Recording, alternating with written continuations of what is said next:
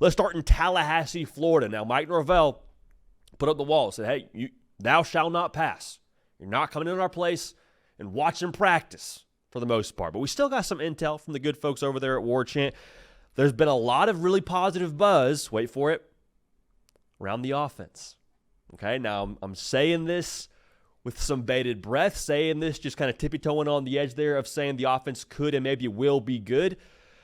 If you were a Florida State fan last year, one, God bless you. Two, you were just, showing up every single Saturday, watching that offense take the field, score 2 touchdowns, call it a day. On average, sometimes it was less than that. I'd be very surprised if that was the same temperament this upcoming year.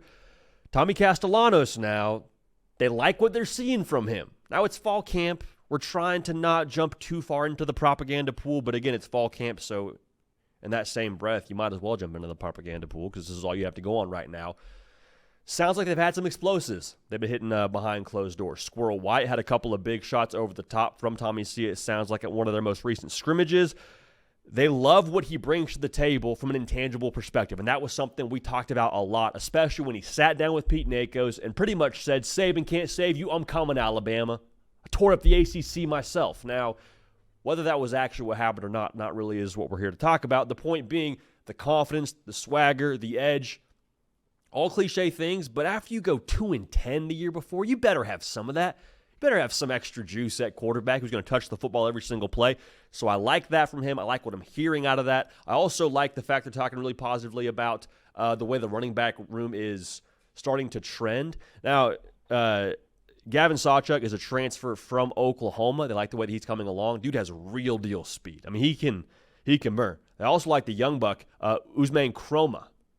He had a couple of big plays from the scrimmage. One they put out on the social media, had cut a little swing pass, cut back across field, just like doing stuff that you don't really see true freshmen doing, especially at this point in his career where he wasn't a guy that had a early enrollee tag on him. They like the way that's trending. Rodell Williams, also a guy they're excited about, clearly from what he was when he got there a year ago. Last year's kind of a wash, I think, for everybody on that football team, but I think they're still excited about what he's going to bring to the table. The bottom line here is good vibes, which is I think all you can ask for at this point on the offensive side. Deuce Robinson also, like what he is as a possession receiver. He's been a guy that's kind of pushed that room. The offensive line is a question mark a little bit, right? We're still trying to connect, still trying to gel. This most recent scrimmage they had was one of the first times they've had all of their potential starting 5 together on the field, or one of the first times. So you take that with a grain of salt. Here's my thing with the offense. I think in Gus Malzahn's perfect world, you don't need to have block-on-block destruction every single drive to get where you want to go and score points. Quite frankly, Tommy Castellanos, I think one of the big reasons you brought him here is understanding it's not going to be a perfect setup on the offensive line. You have the luxury of turning loose that Sam linebacker or that edge defender, that overhang player, and saying, you know what, instead of having to block you, we're just going to read you. Even if we don't have it perfect on a pass protection setup, Tommy Castellanos can shake and bake, play Jack Sparrow, Pirates of the Caribbean back there, and we can make something happen with him ad-libbing. So there's a lot there. The thing I want you to take away is Gus Malzahn and the confidence level that they have in him, and the internal confidence is pretty high. All right, now defensively, I've been told there's a different swagger internally. Probably a different contrast from what the fan base perceives this defense to be and what they feel like they are inside that building in Tallahassee, which is probably how you'd want the divide to be right now. You wouldn't want the fan base to be super confident, and then you go talk to people in Tallahassee, and they're like, yeah, I don't know. Not feeling great about it. Terrence Knighton is a defensive on the defensive staff in Tallahassee, the D-line coach. Just his confidence, I think, is pretty infectious from what I've heard within that building and how that roster is seeing themselves. Darrell Jackson is a guy that this staff thinks could end up being a first-round pick in the NFL draft, a guy who transferred over from Miami 2 years ago, saw some time last year, had some good showings last year, but kind of got overshadowed by just the fiasco that last season was for Florida State.